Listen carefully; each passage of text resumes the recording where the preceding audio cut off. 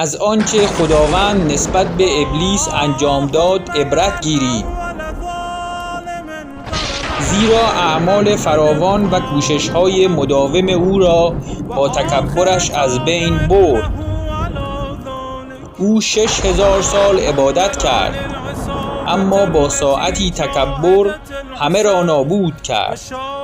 چگونه ممکن است پس از ابلیس فرد دیگری همان اشتباه را تکرار کند و سالم بماند؟ نه، هرگز. خداوند هیچگاه انسانی را برای عملی وارد بهشت نمی کند که برای همان عمل فرشته ای را محروم سازد. فرمان خدا در آسمان و زمین یکسان است